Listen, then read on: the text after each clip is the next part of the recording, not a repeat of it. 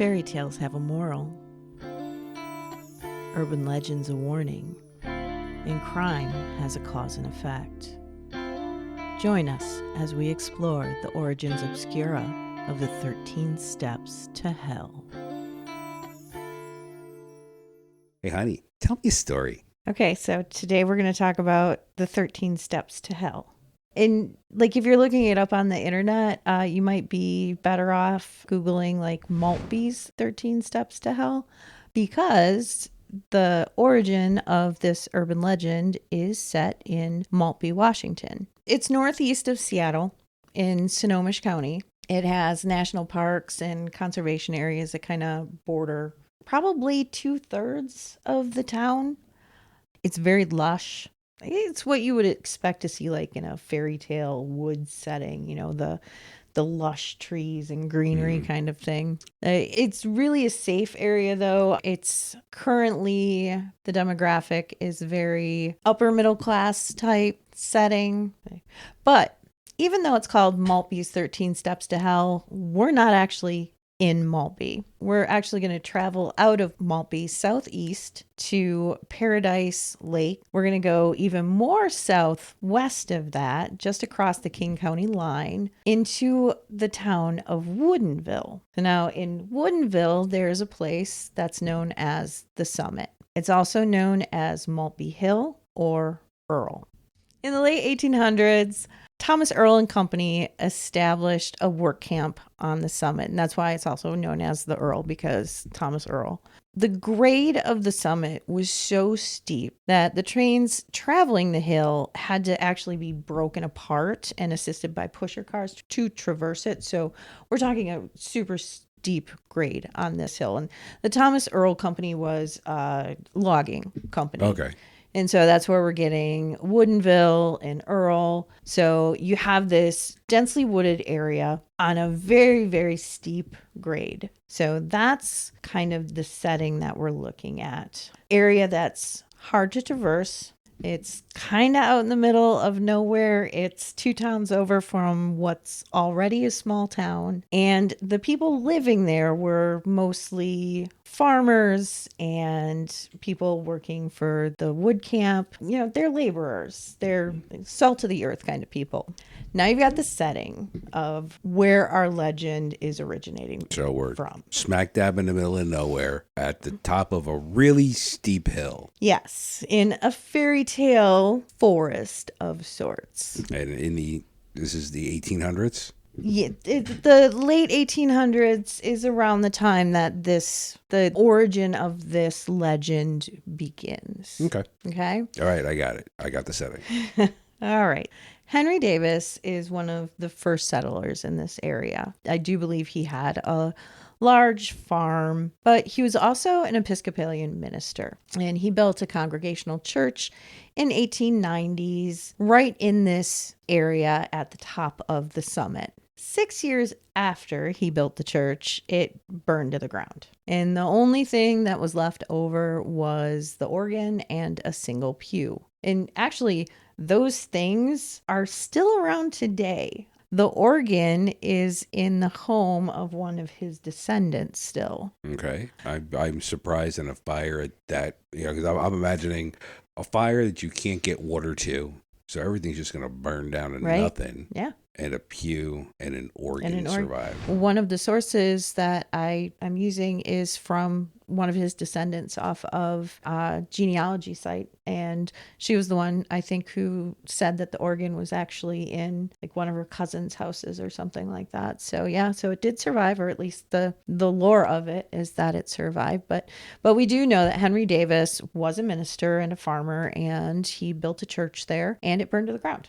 So instead of rebuilding the church, they decided that they weren't gonna, for some reason. I guess the people didn't need God anymore. I don't know. Well, maybe they just wanted to not be Episcopalians anymore. That could be it. But they decided that instead of rebuilding the church, they were going to turn that land into a cemetery. The cemetery is known as Maltby Cemetery, even though it's not in Maltby. It is in Woodinville. But if you look up Maltby Cemetery, there is actually no such thing.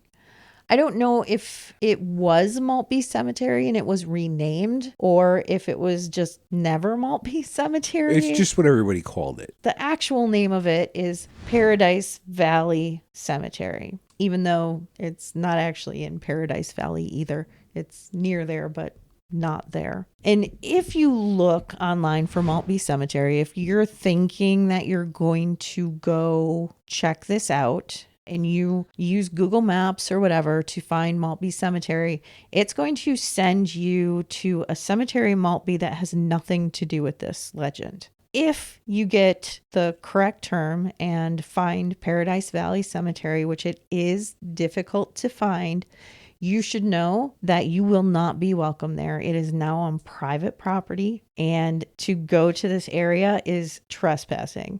Not only that, it is extremely dangerous. The land is very steep.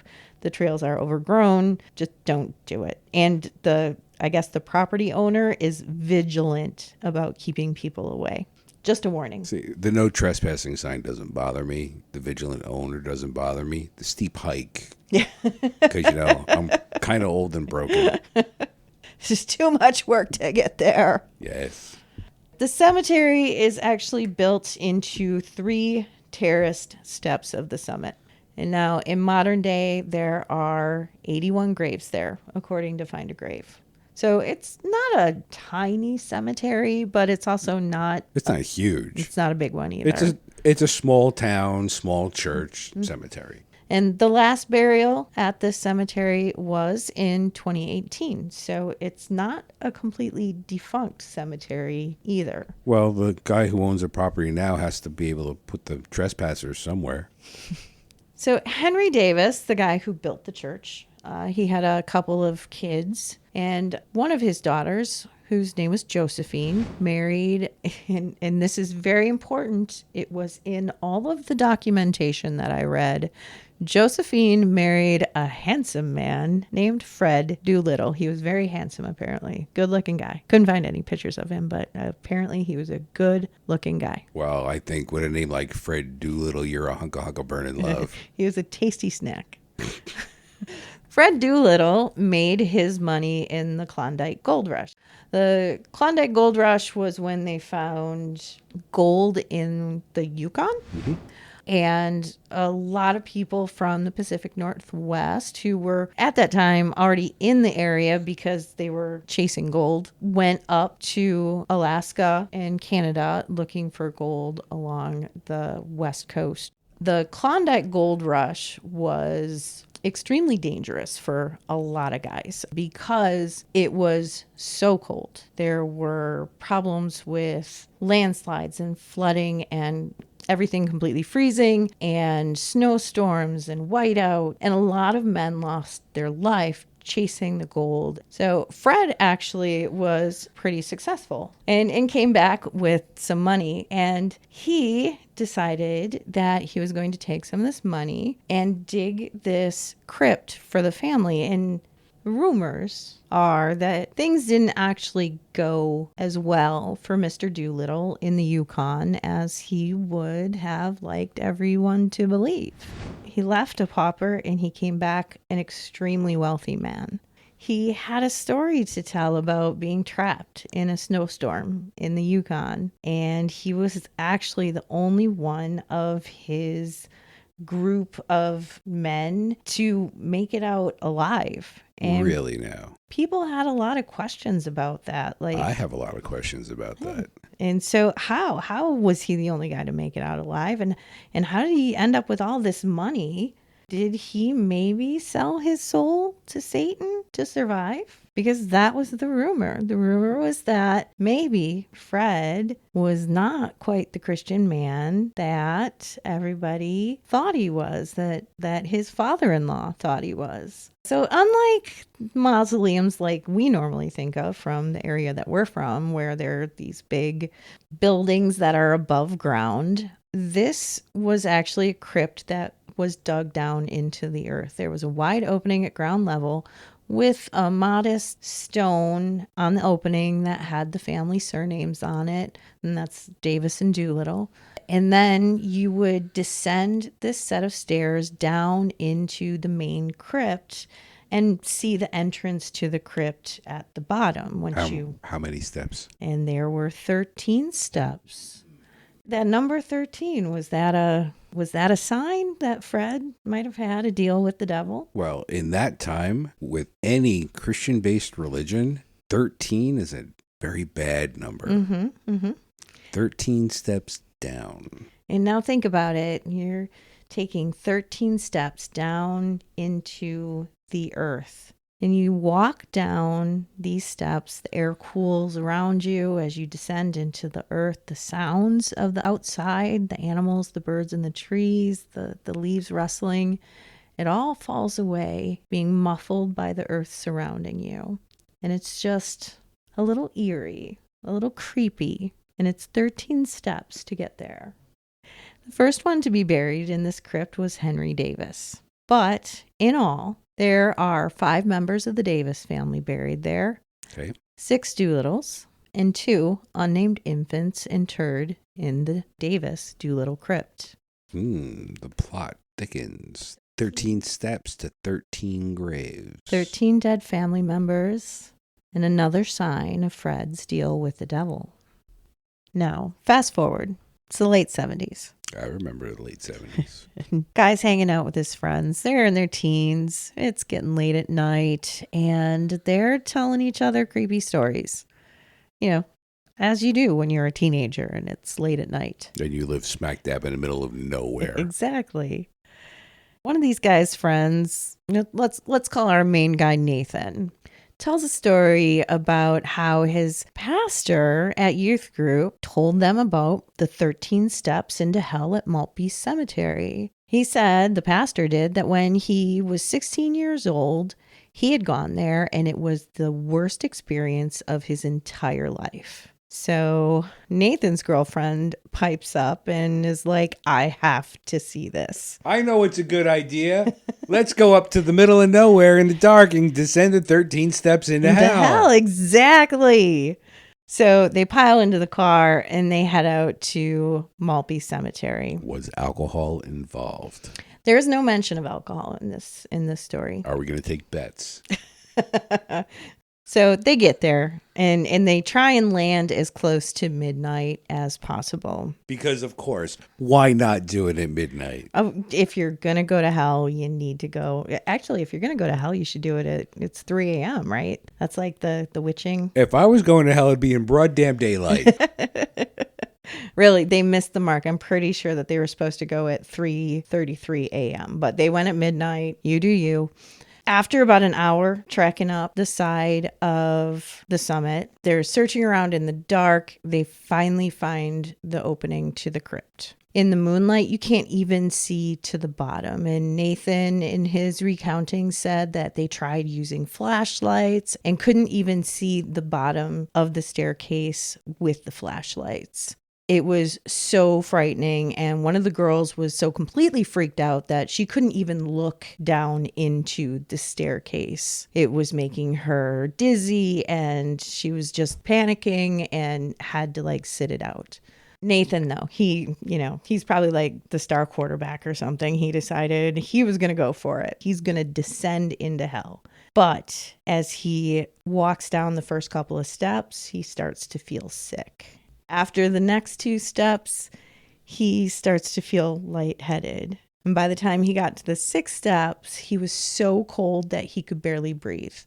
He could hear muffled yelling and screaming and could not force himself to take the next step. He pushed and he wanted to do it. He was trying to go further and he absolutely couldn't. His body would just not allow him to go any farther into that crypt. So finally he's like, okay, turns around to go back and feels something pushing him, hands on his back, pushing him back up the staircase. He couldn't even make out his friends at the top watching him, And when he finally got out, he realized that the yelling and screaming that he was hearing when he was down there, that was all muffled in his ears, was his friends screaming for him. They were actually screaming that he had disappeared while he was on the stairs. Now, Nathan is 6 feet tall. There was no way he could have been completely out of sight after having only gone down 6 steps into the stairway. And now, needless to say, all of them were losing their minds. They were completely freaked out and booked it down the side of the hill into the car and tore out of there like a bat out of hell. Well, at least whatever was down there was pushing him out, Yeah, not right. trying to pull him back. They're like, we don't want you. Because I've seen that movie too. It also did not end well. And now Nathan, as a grown adult baby boomer, says that he still actually dreams about the 13 steps that lead to hell. And every time he dreams about them, he wakes up in a cold sweat.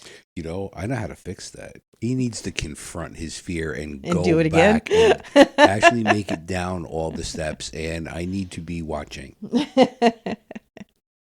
And that is a legend of Maltby's 13 steps into hell. Was it everything that you would hope for and more? Yes, as a matter of fact, because now maybe I can put in some of the thoughts. First of all, let's follow protocol here. Okay. Because first I want to go over the evidence of whether or not this urban legend has any basis in reality. Is it true? Then, after we go through the evidence, then we can dissect it a little bit. My opinion is that there is no evidence that this legend is based in reality at all. Okay? And now I'm going to tell you why. There are no photos, none, of this crypt. I found photos of the cemetery. I found photos of headstones. I found photos of headstones for the Davises and the Doolittles.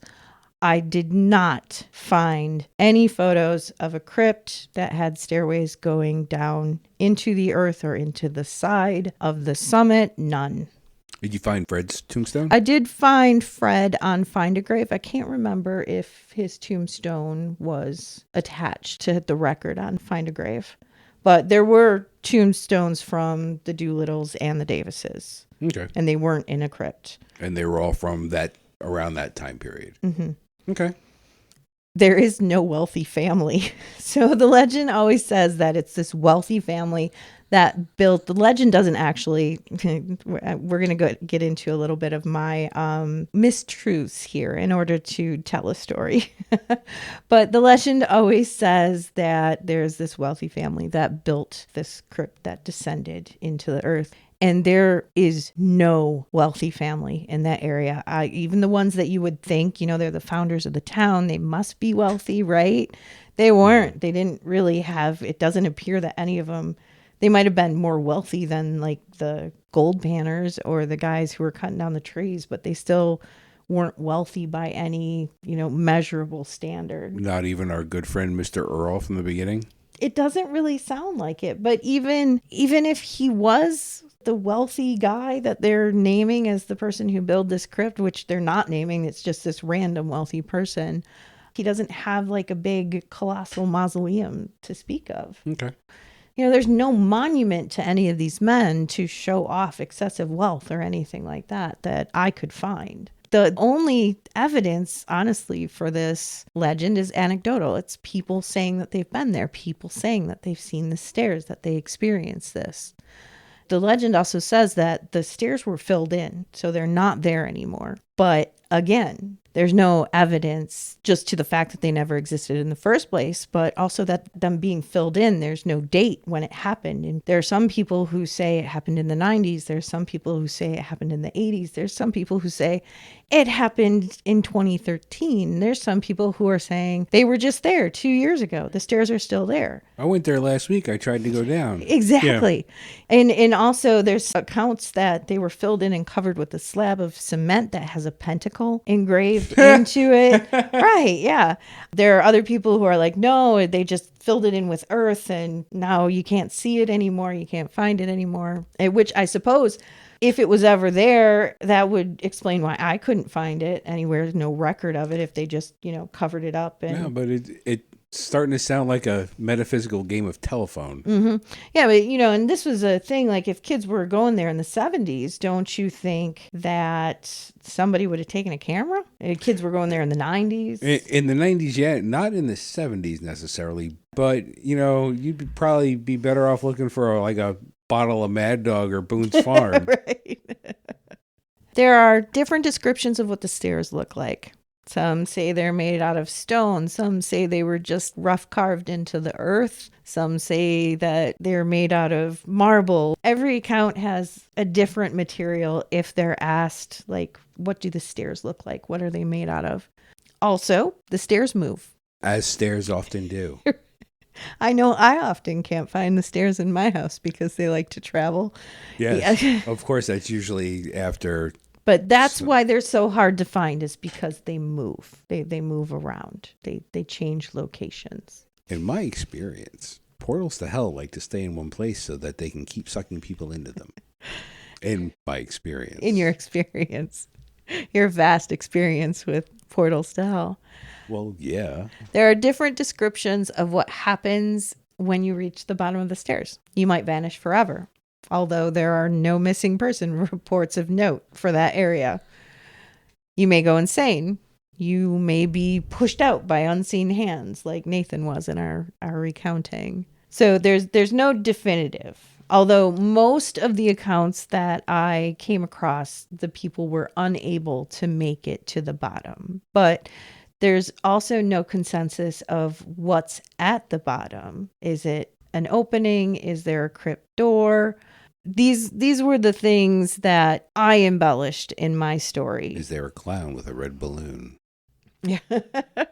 I added the story about Fred Doolittle. I added the actual description of the stairs, them being made out of stone, them having a family name marker on them, because there is no consensus of what these things actually look like. And in a story's telling, if it's believable, you have to actually have a setting that is describable, right? Yeah, now what you described, I actually believed that was the story. Yes. And that was... So, hey, good job. That was me embellishing the legend to actually make it plausible, more solid. Yes, more real. I also embellished, I have to say, Fred Doolittle, because I want to vindicate this man. He is a real man, although dead for many, many years, but he does have living descendants, and I do not want to start a rumor that he was something he was not. There were no rumors that he was a Satanist. Okay. He did go to the Yukon for gold. It does not say whether he actually hit gold when he was in the Yukon, but he was part of that Klondike gold rush. Nobody believed he sold his soul. He came back. He was alive, but he was not like the sole survivor of his mining party. There were no rumors about him. From everything I can tell, he was a fine, upstanding man. I hate to besmirch his memory, chasing an urban legend. I'm actually a little disappointed right now. In me? Because I had a great closing line wanting to know what Fred did for a Klondike bar. Well, he was in the Klondike. Yes, but he didn't sell his soul to the devil for a Klondike bar. Also, the people buried in the crypt. Obviously, there's no crypt that we could find. So there were not 6 Doolittles buried. There was not 5 Davis. There are those people buried in the cemetery, along with 2 unnamed infants. That does add up to 13, but I could have also grabbed other people to add it up to 13 to make it work with the story. So those were my fabrications, and I'm sorry for deceiving you. But, you got to do what you got to do to make it plausible. And now I am debunking the whole thing. I will get over it. I have questions. So the last thing in the evidence chain, now that I have bared my soul and told you all of my lies, is that there are several actually different legends associated with the cemetery in this area, along with the 13 steps to hell. Buckle up, Buttercup, because this is a list. All right, hit me. This cemetery also sports a woman in white. Her again? She travels a lot. A portal that's in a fairy circle that allows you to enter another dimension. a ghost child, a satanic cult performing animal sacrifices, Well, what else are you going to do? gravestones that change color, shape, and size. And then the 13 stairs into hell that also changes location. So we have a lot of interdimensional, spooky, satanic, ghosty things happening in a very small area. The cemetery just did not feel that it was enough to have one portal to hell. It needed another portal. And yeah, the legend of the 13 steps into hell seems to actually have started in the mid to late 70s. It gained the most popularity in the 80s. Again, mid to late 80s is when it was like a really popular urban legend. And it traveled into the early to mid 90s when it kind of faded out of favor. But in the 70s, when this really became a thing, that was more than 50 years after the steps would have been built. So why did it take so long? If this was like an actual place, an actual occurrence, why did it take so long for that to become a popular legend or urban legend or popular lexicon of the area? And that moves us into our next spot. So let's talk about the time period, the whys and the hows, the anthropology and sociology of an urban legend. Fairy tales have a moral, urban legends have a warning. Crime has a cause and effect. So let's look at the time and the place of this one to figure out why it came about, what it might have been warning us against. Late 70s, mid to late 70s. If you're not a baby boomer or a Gen X, you might not know about a phenomenon that started in the mid to late 70s and traveled well into the 80s called the Satanic Panic. Yes, as someone who grew up with rock and roll and metal, I was a Kiss fan, Knights in Satan's Service. Mm-hmm. Black Sabbath was the devil. Right. Ronnie James Dio was throwing the devil signs at his shows.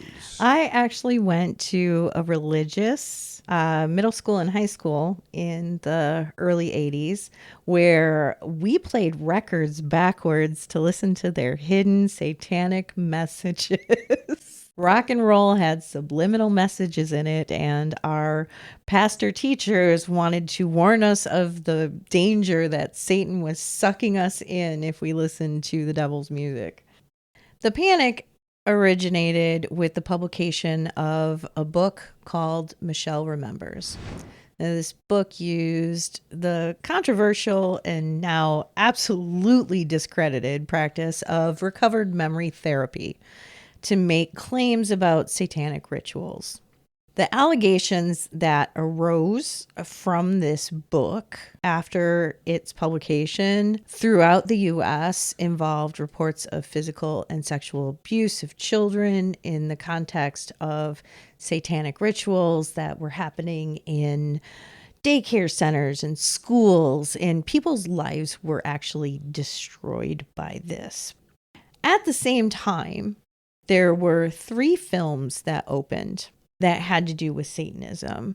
Those films were Rosemary's Baby in 1968, The Exorcist in 1973, and The Omen in 1976. Hello, Damien. So you have these very, very popular films that bring Satanism, possession, demons to the forefront of culture. And it's triggering something in the psyche of America. Wow, this sounds so very familiar. And now, according to a scholar, Joseph Laycock, who worked with patients who had been hypnotized by therapists, he said that in these recovered memories that people would have during the satanic panic under hypnosis, that they often seem to be recalling scenes from those 3 films. You know, watching Linda Blair's head spin around 360 degrees scared the absolute shit out of me when I was a kid. But I can guarantee you I was not involved in any satanic rituals. There was also, at the time, a surge of new religious movements which happened to include the Church of Satan. Anton LaVey. Anton LaVey. The Church of Satan as we know it now isn't necessarily a scary thing. They're actually kind of like social warriors at times. But at the time, people legitimately thought that they were sacrificing babies and goats and doing all of these things, feeding into this fear. And then we had Mike Warnke. Do you remember Mike Warnke? It's not ringing a bell. Okay. Mike Warnke was a Christian comedian. And his shtick was that he was a member of the Church of Satan and he had escaped. He talked about signing a contract in blood, selling his soul to the devil, but he was saved by God and managed to get out. And he had albums that he did and tours, and he was a motivational speaker. Sounds like he was trying to make a buck. He absolutely was. And he has been completely debunked. His unmasking, I guess, happened, I want to say sometime in the late 90s, and it came out that everything he said was absolute bullshit. But you also have that kind of thing. So you have these church leaders who are saying, yes, this is real. Satanism is real. People are, sacrificing animals and people, and they're doing these horrific things. And then also at this time are the Tate LaBianca murders from the Manson family, which consisted of, I have this in quotes, mostly lonely teenagers from broken homes joining a cult and murdering people. So again, we have this cult mentality, and it leads to these terrible things, these murders where like they're writing things on the wall in blood. So all of these things combined together establish the Satanic Panic, which also was the basis for the fundamentalist Christianity movement, as well as the moral majority that we know today.